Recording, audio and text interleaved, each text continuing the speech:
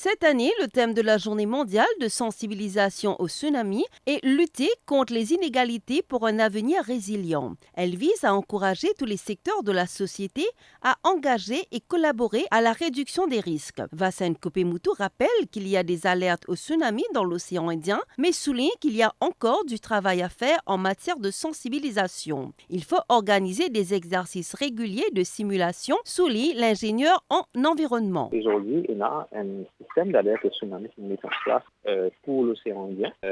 Quand on a une alerte au tsunami qui est en place quand il y a un tremblement de terre qui dépasse une certaine magnitude et qu'il y a un tremblement de terre sous-marin. Mais on pensait qu'il y a encore du travail à faire par rapport à la sensibilisation, par rapport à ce risque-là, et aussi nous devons faire un exercice régulier de simulation parce qu'ils ont tous des désastres, nous devons toujours prêts, nous devons connaître quotidien aller, quotidien évacuer, et pour que l'aspect du risque tsunami-là, il reste toujours bien géré. Vassan Kopemutu affirme que le risque de tsunami dans l'océan Indien existe bel et bien. Après le drame de 2004, il y a eu une certaine mobilisation, puis c'est tombé dans l'oubli. Or, dit-il, la vigilance doit rester de mise, car cette catastrophe peut notamment survenir d'Indonésie, de la Réunion et des Comores, entre autres. Le risque tsunami est là. Après 2004, il y a beaucoup de réunions, de comités, de mise en place de systèmes d'alerte, etc. dans l'océan Indien. Mais finalement, on a oublié ce risque tsunami-là. Et pour moi, nous devons rester toujours vigilants par rapport à ce risque-là dans l'océan Indien, parce qu'il arrive à tous les moments. Pas forcément de l'Indonésie, il arrive à passer la Réunion, il arrive à passer du pôle sud, il arrive à passer des Comores. Donc,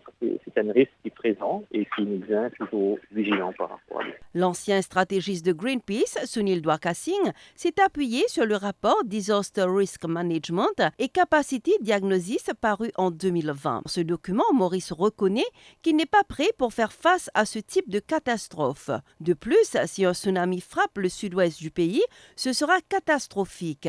Nous avons beaucoup de travail de sensibilisation à faire dans ce domaine, dit-il. On me fait référence à le rapport qui est sorti en 2020, le Disaster Risk Management and Capacity Diagnosis. Dans ce rapport-là, nous acknowledge qu'il n'est pas encore prêt pour faire face à un large-scale disaster et un tsunami. C'est un large-scale disaster. Nous avons beaucoup de choses à faire. Et par exemple, s'il frappe sur la littoral sud-est, là, il est catastrophique parce que pour évacuer, comment pour évacuer, qui s'y met pour prendre, tout ça reste une grande question à poser. Est-ce que la communauté, là-dedans, connaît, conscient, parce que c'est une affaire qui vise à faire en collaboration avec la communauté. Bon, pensez, nous avons beaucoup de travail à faire. C'est en décembre 2015 que l'Assemblée générale des Nations unies a décidé de proclamer le 5 novembre Journée mondiale de sensibilisation au tsunami.